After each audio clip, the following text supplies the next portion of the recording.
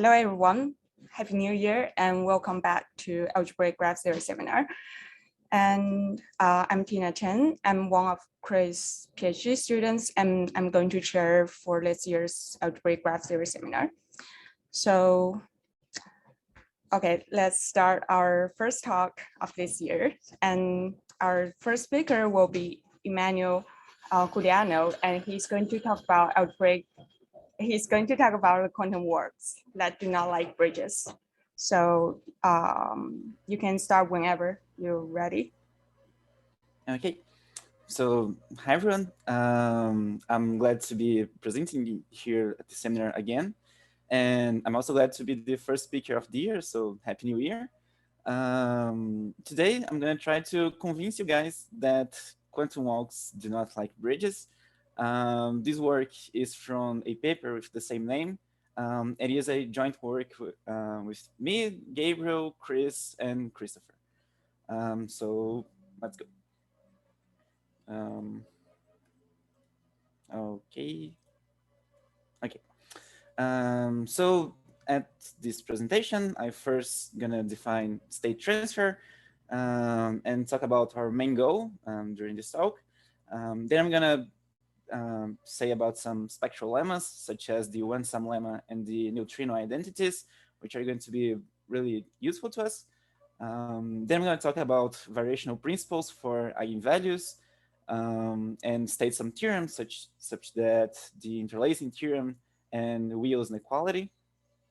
Then I'm going to talk about some special properties of the strong cospectrality for cut vertices. So a vertex is a cut vertex if after its deletion, it increases the number of connected components at a graph. And those type of vertices, they have some strong cospectrality properties which are going to be useful to us. Then I'm going to prove that no state transfer occurs over one bridge. And I'm going to finish with some open problems. Okay, let's define perfect state transfer. So today our graphs, they can be imagined as a model of networking of interacting qubits, which are such that there is a time evolution, which is determined by this matrix, e to the ita, which is going to be our u of t. But the important thing here is that in our graph X, it's going to admit PST between vertices A and B at time t, if and only if at this time the AB entry of our matrix U is equal to 1. So the picture here is that we have a graph, we have a vertex A vertex B. We begin with our state at vertex A, and following this formulation, this model, we're going to walk from this vertex until sometime we end up at vertex B, and this entry become equal to 1. And with state transfer defined, I'm going to now say about our goal at this presentation. So we have this graph Z, and our graphs will look like this. So it contains two cut vertices, vertex A and vertex B. We can see that after deleting vertex A, we end up with more components than we started, unless y1 is equal to A. But A and B in this case are going to be cut vertices. And we will show that if X is equal to P2 or P3, PST does not occur between A and B. So our graphs actually are going to look like something like, whoops, y1, vertex A edge, vertex B, and y2. Okay? Our general graphs, the graphs that are going to prove things here, they're going to be like this, but our general formulation is for graphs which look like this, y1, x, and y2. So, okay, but to show things about PST, I guess that the previous formulation not going to be that much useful to us, and therefore I'm gonna state some theorems and other definitions of PST, equivalent definitions. So let this be the spectral decomposition of our matrix A, which is the sum over all distinct eigenvalues of theta r e sub r, where e sub r is an idempotent. This is the spectral decomposition of a symmetric matrix A.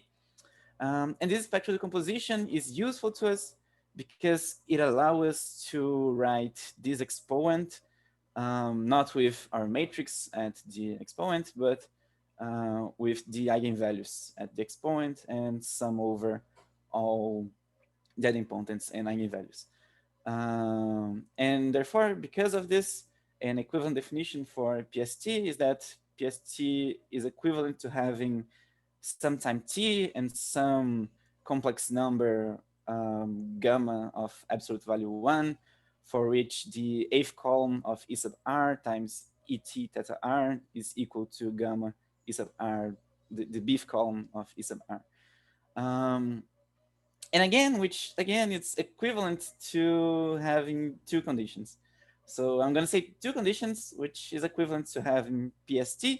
And actually, I'm going to say about more conditions later. But for now, let's stick with those two. So PST is equivalent to having simultaneously for all R the eighth column of E sub r equals to sigma r times the bth column of E sub r, where sigma is either -1 or 1. That is to say that the eighth column is either equal to the bth column or minus the bth column. And if this condition happens, we say that vertices A and B are strongly cospectral. And the second condition is that for the eigenvalues which are in the support of vertex A, and by eigenvalues the support, I mean eigenvalues for which the eighth column is different than 0, then there must be a time t for which this difference times t is equal to an integer multiple of pi. And we can even say things about the parity of this integer multiple. I'm going to replace this condition B at the next slide by some other condition which is going to be more useful to us. But the important thing here is that the first condition, it's basically saying that the two vertices need to be strongly cospectral. And the second condition, what I wanted to remind from this condition, is that there is things related to the eigenvalue support of vertex A. And those things we're going to see now. So there is this theorem, which are the conditions that we are really going to use today. And it's saying that PST occurs between A and B at time t, if and only if the following holds. The first condition is just saying that A and B are strongly cospectral. And the second condition is about, well, which type of number are the eigenvalues in the support of A. And the really important thing here, at least for today, is that they are algebraic integers. And what this says is that, well, suppose we have two eigenvalues in the support, so theta r and theta s, such that, I don't know, theta r is greater or equal than theta s. Since they are algebraic integers, if theta r is different than theta s, then this distance between them must be by at least 1. So if theta r is different than theta s and both are in the support of a vertex A and A admits PST to another vertex, this implies that the eigenvalues in the support, they are spaced from one another. And that's precisely what we're gonna use today. And there is this third condition, which we're not gonna use. We're just gonna stick with condition A and with the algebraic integer condition. But this third condition is actually useful sometimes because there are graphs where the first condition is satisfied, so it contains two strongly cospectral vertices. The eigenvalues of those vertices, they are algebraic integers and satisfy condition B, but at the same time, condition C does not hold. So even though we're not going to use condition C today, it is useful at other contexts. Okay, now I'm gonna state my spectral lemmas. So since I'm gonna talk about PST between cut vertices, there is this lemma, which is the one-sum lemma, which is precisely about how you can decompose the characteristic polynomial of your graph into characteristic polynomials related to your cut vertex. So suppose we have a graph Z, just like this, and A is a cut vertex of the graph C of the graph Z.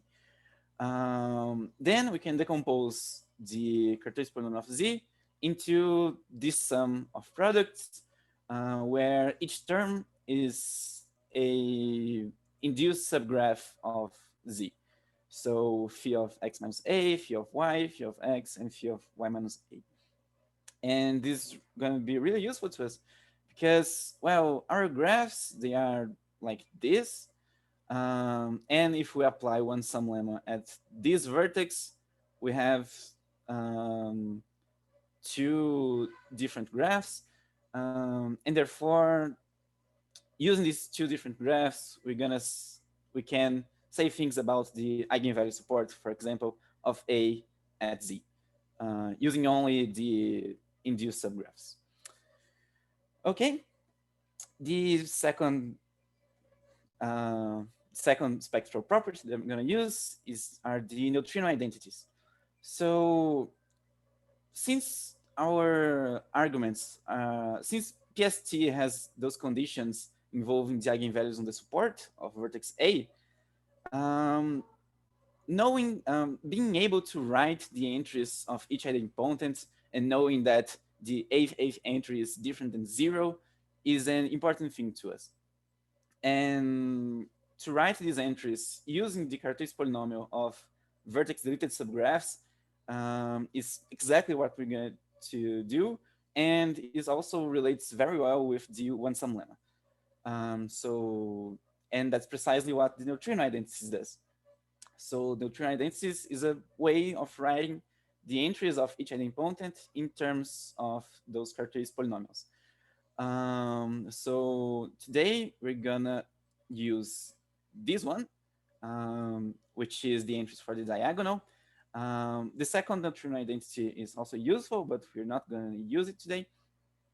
And the main reason why this is going to be useful to us is because, well, if we know that evaluating this function leads to a value that is different than 0, enable us to say that, okay, if this is different than 0, then theta r is an eigenvalue which is in the support of vertex A. And that's precisely what we use.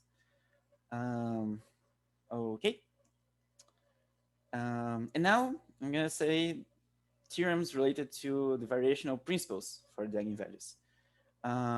Just some notation. So let lambda k down arrow of A denote the kth largest eigenvalue of A, and lambda k up arrow denotes the kth smallest. The min-max principle states that, well, something like the kth largest eigenvalue is equal to the maximum over all subspaces of dimension k, of the minimum over all vectors of this subspace of this operation. This min-max principle, we're not really going to use this principle today. Like, we're not going to use these equations, but we're going to use other theorems which derive from this principle. And the first theorem that we're going to use is interlacing. So this is the interlacing theorem. Let A be a n by m symmetric matrix, S an n by m matrix, such that S transpose S is equal to the identity, and let B be as follows: S transpose AS. Then what interlacing says is that the eigenvalues of B are kind of sandwiched between the eigenvalues of A. So in this case, I'm saying that the kth largest eigenvalue of A is greater or equal than the kth largest eigenvalue of B, and the kth smallest eigenvalue of B is larger or equal than the kth smallest eigenvalue of A. And why this is useful to us? Because when we are dealing with graphs, we can, for example, state our matrix S to be equal to something which looks like this, and with zeros on the bottom part. And if we choose S to be a matrix like this, S transpose S equal to the identity, and we're going to be precisely choosing some vertices of our graph. And therefore, interlacing holds for the induced subgraphs of the original graph. And also, something kind of special is that the multiplicity of the eigenvalues, if you delete only one vertex, they're going to decrease by at most 1 unit.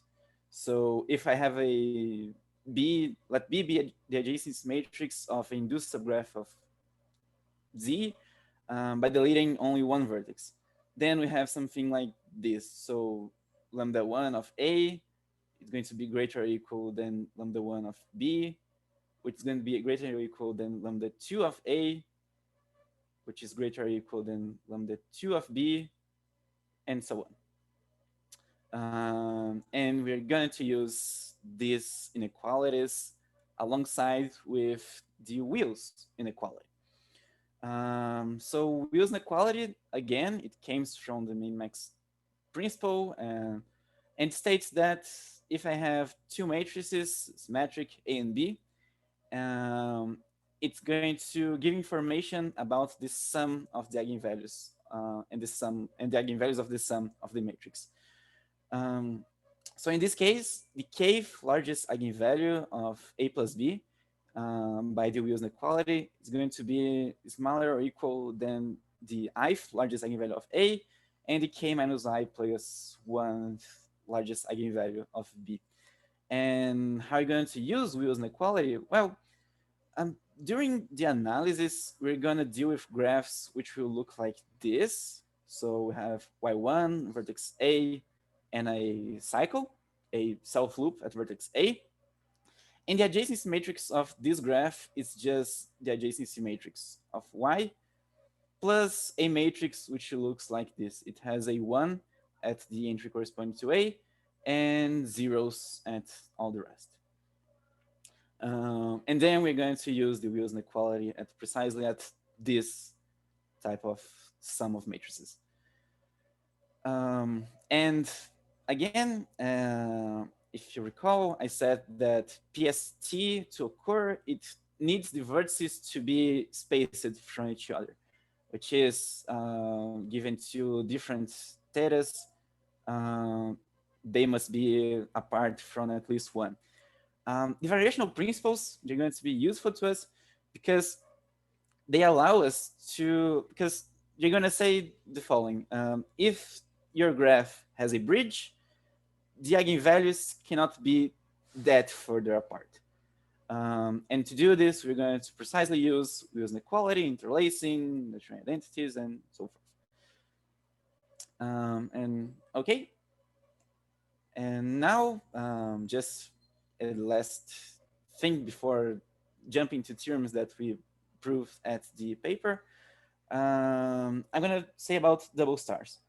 So a star is just the complete bipartite graph K1K. So a star just looks like this, where the middle vertex is adjacent to all the other vertices, and all the other vertices have degree 1. So it's also a tree. And a double star is going to look something like this. So you pick a star, just like this. You pick another star, so it's a double star. And then you join both central vertices by an edge. And the resulting graph is a double star. And in our case analysis, we're going to end up at double stars. And we're going to ask if there is PST at a double star, at the two centers of a double star. And the answer is no. So there's this theorem which says that there is no PST between any two vertices of the double star if each of the stars have at least one leaf. And just here is a construction of a double star based on our general graphs. So if we replace x by p2, we replace y1 by some sk and y2 by some sl, we end up with a double star. So a double star is a type of graph which is which we want to state things about the PST of those vertices. So okay, and now we're ready to state some new theorems. So this first theorem, it's about the strong ecospectrality for the cut vertices. So let's see it as in this figure. If A and B are cospectral at the graph X, they're going to be cospectral at the graph Z if and only if this ratio holds. So I guess that I didn't say, but when I say that two vertices are cospectral, I'm meaning that those two polynomials, they are equal. That is, they are cospectral related to the adjacency matrix.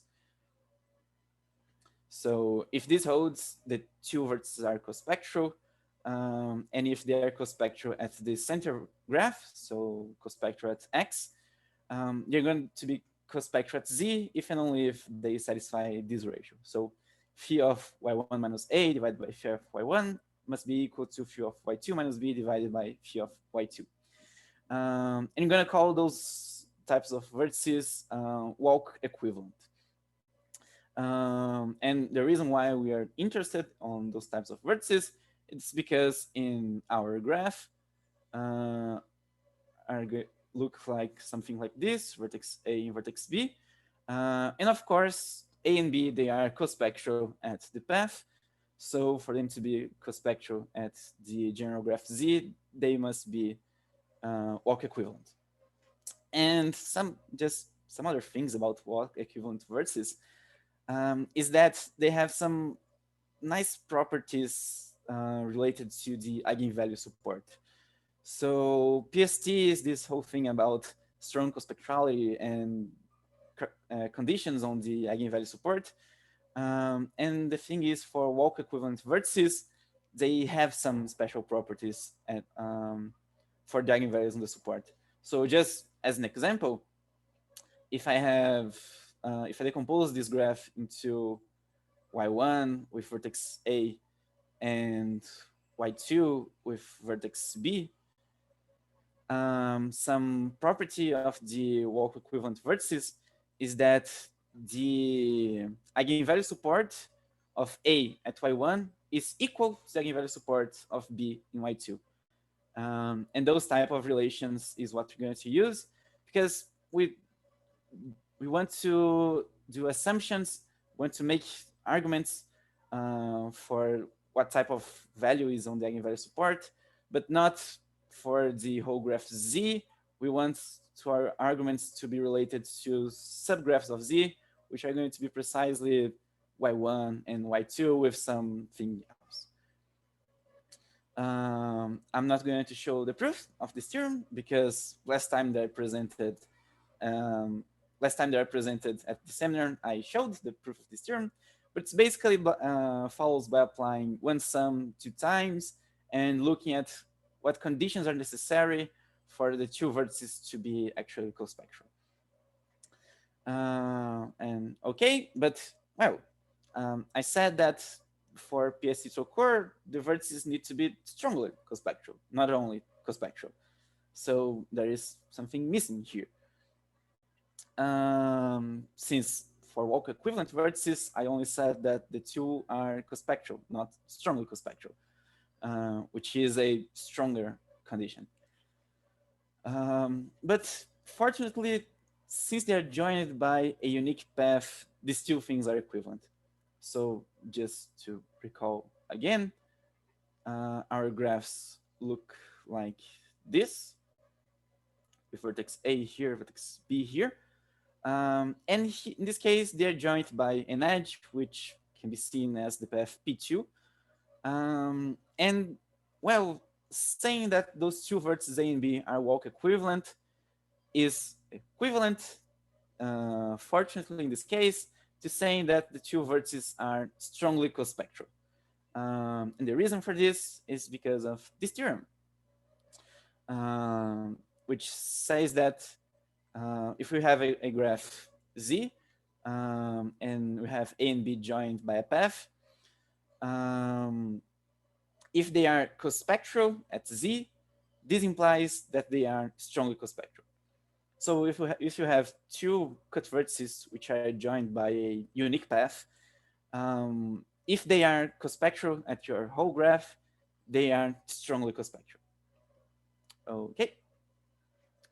And with that said, I guess that we have all we need to go to another theorem, not the complete theorem, but this one, it's just what I said about the special conditions that walk equivalence vertices have for their eigenvalue support. So if we have our graph Z just like this, and and assuming that A and B are strongly cospectral, because we will assume this because we are looking for a PST, then the following are equivalent. So now I'm gonna state things about the eigenvalues on the support of the graph. So let theta be an eigenvalue of the support of this graph. So what is this graph? This graph is precisely y1, whoops. It's precisely y1 with its vertex A and a self loop at A. Let theta be an eigenvalue of this graph and also in the support of A. Then theta is also going to be an eigenvalue of this other graph, which is also in the support of B. So this other graph is just y2, vertex B, and the self loop. So if theta is in the support of A at the first graph, it is in the support of B at this second graph. And moreover, theta is also in the support of A and B at the whole graph Z. And more special, it's going to be an eigenvalue for which the eighth column of its corresponding idempotent is equal to the fifth column of its corresponding idempotent. So we have Z, here's vertex A, here's vertex B, and I'm saying that this theta, which is in the support of A at this graph and the support of B at this graph, this theta is also in the support of A and B at this other graph. And also, this is the eigenvalue for which the idempotent E sub theta, the column A, is equal to the column B. Sorry for the bad drawing. And this theorem is actually divided in two parts because the second part is just equal to the first, with the difference that now we are changing the signs of the things. So here was an equal, here is a difference. And in this case, the graph will look just like y1, vertex A, and the self loop, but of weight of -1. And those eigenvalues on the support of A at this graph, the support of B at this graph, are precisely those for which it maps the eighth column of A to minus the fifth column of B, for which this relation between the columns of the idempotents holds. And again, it is in the support. There is actually a third statement at this theorem, which is that, well, okay, I said about the eigenvalues which are in the support, but what about the eigenvalues which are not in the support? And precisely those eigenvalues of Z, which are not in the support of A and B, they either appear at this graph, y1 with a self loop, or at this graph, y2 with a self loop. And again, at those two graphs, they are not the support of A or at B. I intended to show a proof of this theorem, but I realized that I would be run out of time if I did this. But the proof of this theorem basically follows by, well, the proof follows in two ways. First, I show that the eigenvalues, oops, that the eigenvalues of z are contained in y1 with a self loop and oops, y2 with a self loop. First, I show this direction, and this simply follows by analyzing the eigenvalues and the eigenvectors as functions and verifying that, well, if it is in Z, then it must be either from one of those two graphs and follows from it. And the second direction, which is showing this direction, it follows by using interlacing, one-sum lemma, and the neutrino identities. So that's why I presented all of those theorems and lemmas here. But since I'm not going to present the proof of this theorem, I wanted to talk about other things, such as, for example, the proof of the main theorem, which is saying that if we have a graph Z, which is just like this, y1, a connected by p2 with b and y2, if PS2 occurs between A and B and this graph, then Z must be equal to P2. Okay, so this is the theorem, and now I'm gonna show the proof of this theorem. And the proof is as follows. So when I defined PST, what I was doing is making assumptions about the eigenvalue support. So I was stating conditions on the eigenvalue support of the graph. And I said, for example, that the eigenvalues, they must be further one from the other. So they must be at distance at least one. And here I wanted to use Weyl's inequality to show that, well, they cannot be at that distance. But I cannot simply use the matrix A at the Weyl's inequality because not all eigenvalues of A are in the support. Not all eigenvalues of y1 are in the support of vertex A. And therefore, because of this, I'm going to use another matrix which has the same eigenvalues of the adjacency matrix of y1, but with the special property that all eigenvalues of M are in the support of A. And this matrix is going to be a M by M matrix, where M is the size of the eigenvalue support of A. And this matrix, it simply represents the action of the adjacency matrix in the walk module generated by vertex A. So this WA is the walk matrix of vertex A. The rank of this matrix, so the rank of this matrix is equal to M, which is the number of distinct of eigenvalues in the support of A. You can see this by just replacing A by its spectral decomposition. And since the rank of this walk module is M, I can represent it by a matrix M of dimensions M by M, which is precisely what we're going to do. Let E sub 0 be just the matrix with a 1 at the first entry and zeros elsewhere. And it's you may see that M plus E0, it's going to represent the action of the adjacency matrix of Y1 with a plus or a minus self loop at itself at vertex A. And since it represents the same action, it's going to contain the same eigenvalues. That's what I wanted to say. And those are the matrices that I'm going to use, M and E0. And now I apply the Weyl's inequality and get that the jth largest eigenvalue of A, of the support of A, which is precisely this here, is greater or equal than the jth largest eigenvalue of A, the support of A at Y1 with a negative loop.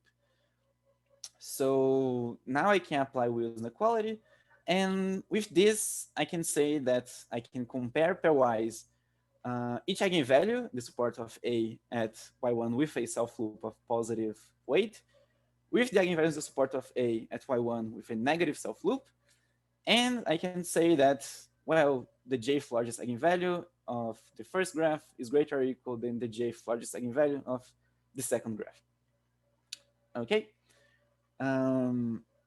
That's why I'm using matrix M, and that's how we use Weyl's inequality in this context. Okay, and now I'm gonna just define phi plus and phi minus to be the eigenvalues theta in the support. Phi plus are going to be the eigenvalues for which the eighth column is equal to the bth column, and phi minus are going to be the eigenvalues for which the eighth column is equal to minus the bth column. And just to recall from a previous theorem, so I defined phi plus and phi minus in this way. So phi plus are going to be precisely the eigenvalues in the support of A at this graph. So y1, A with a self-loop. And phi minus are going to be the eigenvalues in the support of A at this graph. y1, A with a negative self-loop. So they are precisely the same vectors, the same eigenvalues. And from previously, we saw that if we compare them pairwise, the eigenvalues of the plus are always greater or equal than the eigenvalues of the minus. Let S be the sum of the remaining eigenvalues, which are the ones which are outside of the support.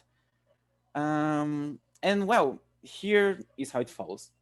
So since by my choice, phi plus and phi minus, they are disjoint, because phi plus represents those eigenvalues for which the entry is positive, and phi minus those for which the entry is negative of the other. Since they are disjoint and also different, they must be distinct. Okay. But since they are distinct, and I'm assuming that PST occurs between A and B, they must be at a difference of at least 1. So it must be something like this, where this eigenvalue comes from phi plus and this eigenvalue comes from phi minus. So something like this must hold. And well, with that stated, we can go through some algebra. So 1 is simply equal to the trace of y1 with a self-loop. So y1 with a self-loop at vertex A, it's just a matrix, the adjacency matrix of A with a 1 here and zeros at the diagonal. The trace of a matrix is simply the sum of its eigenvalues, and I can divide the sum into the eigenvalues which are in the support, which are outside of the support, which is going to be S, and the eigenvalues which are on the support, which are going to be theta plus with phi plus. Because of Weyl's inequality and because those eigenvalues are disjoint and distinct, they must be at a distance of at least 1. So from this, I come from here to here because they have distance at least 1 and they are distinct, and because of Weyl's inequality. And now, well, I can join again the eigenvalues of phi minus and get precisely this trace. So recall that phi minus are the eigenvalues in the support of A at this guy. Its trace is equal to -1.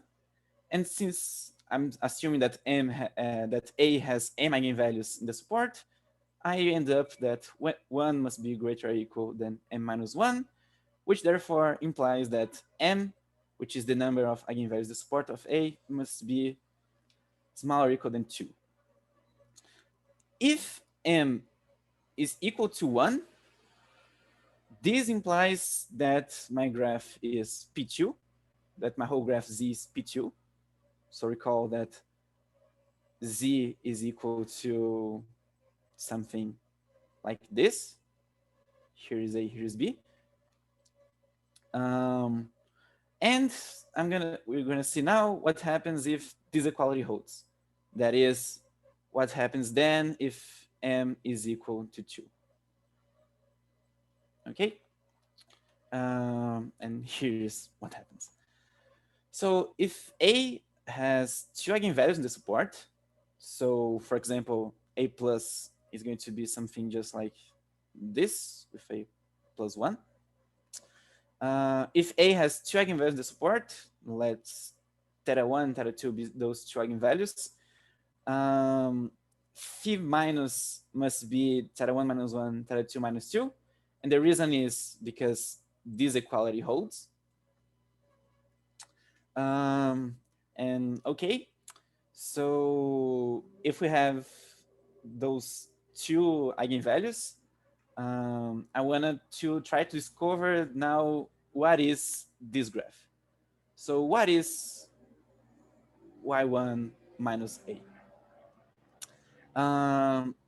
Since A has only 2 eigenvalues in the support, it is a universal vertex because its covering radius is 1.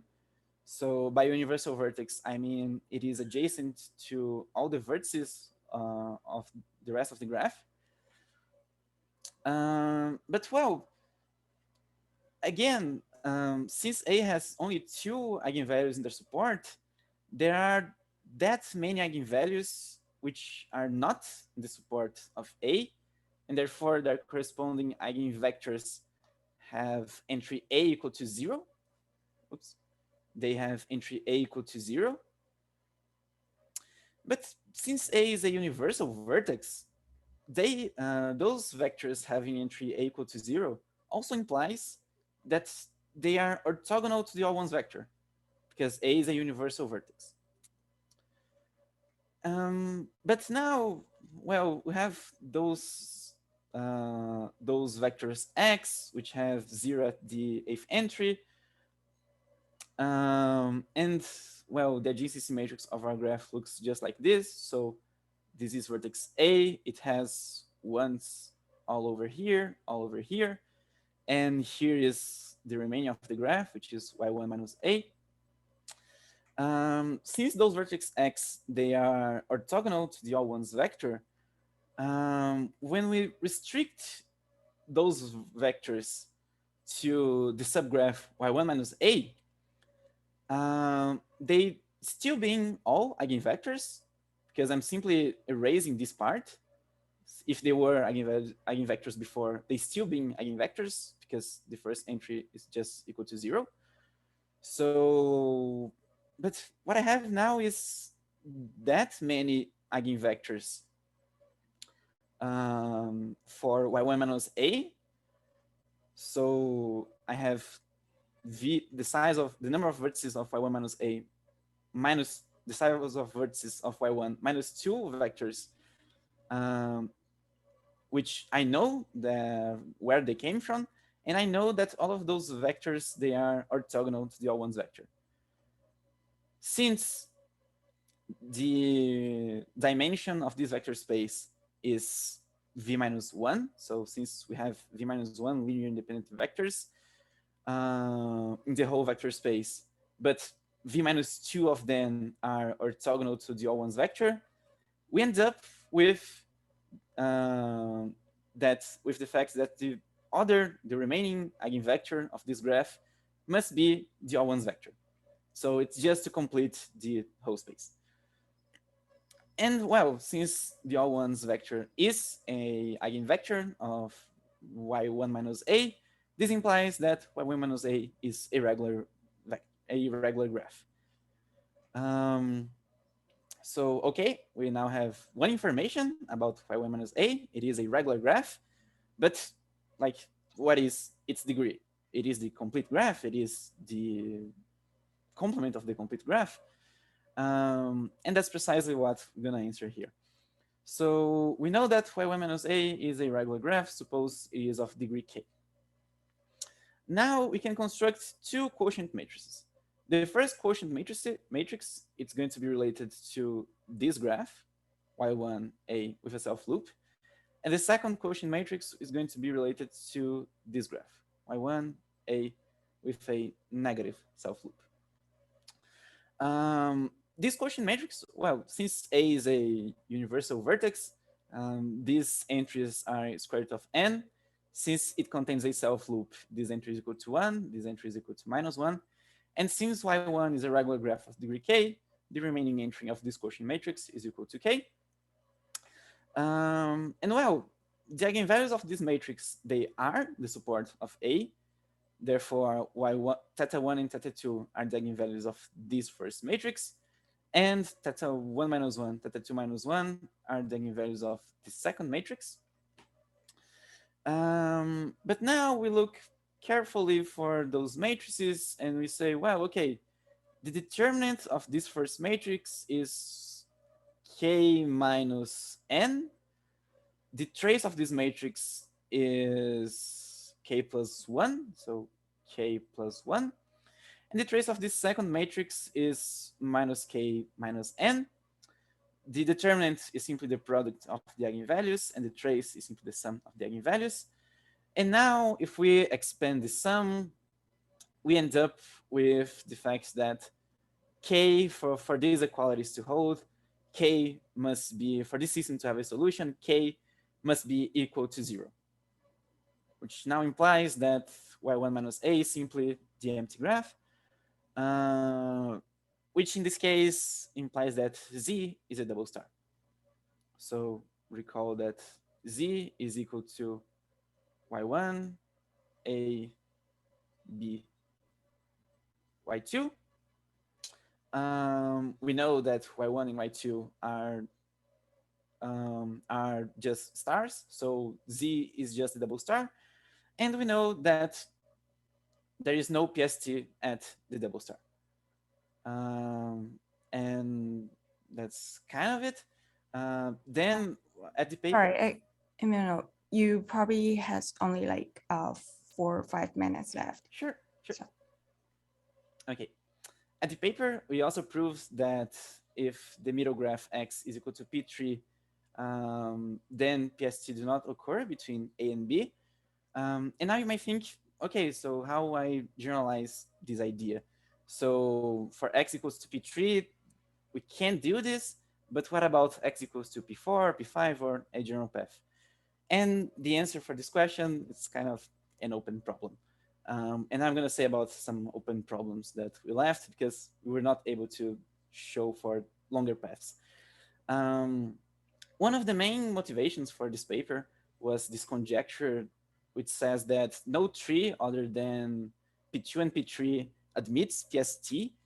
And well, extending this result, if we pick a vertex C from y1, a vertex D from y2, if PST do not occur between C and D, this would also prove that PST does not occur at a general tree.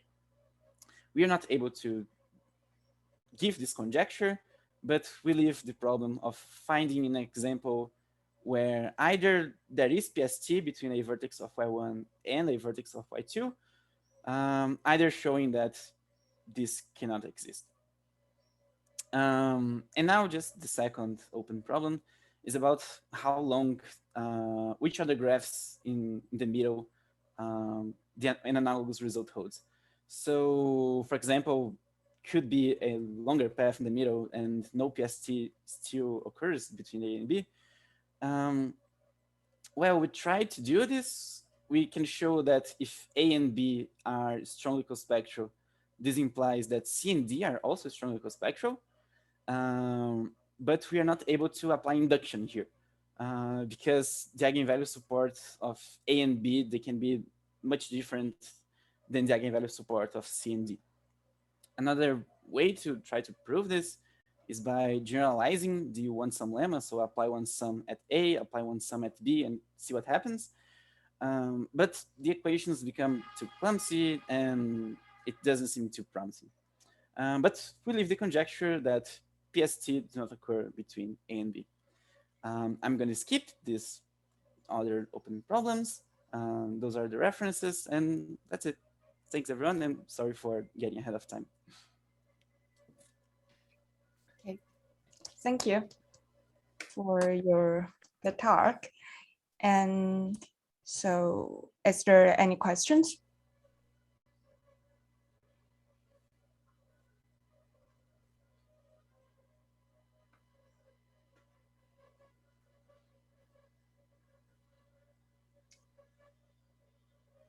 Okay, so there's a question from chat. So Brenda's asks like, can you just show the reference slides? Sure.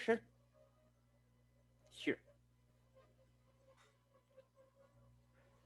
So there are more references at the paper. It is on arXiv, and it has the same name of today's presentation. So. Okay, so I'm gonna take a chance and ask your question. Like, I just wonder because right now, like all the results you show here are using like adjacency matrix. Yep. So have you think about like using other matrices? So I already talked with Harmy about using other types of matrices to find strongly cospectral vertices and PST.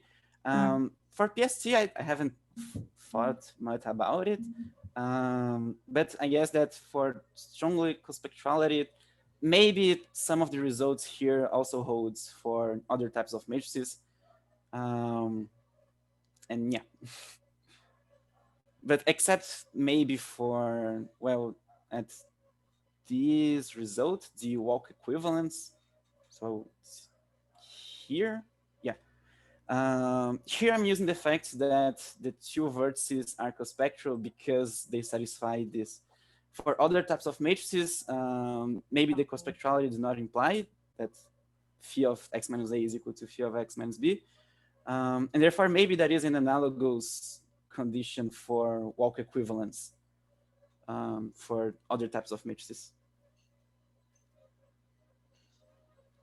Okay. Yeah. Thank you.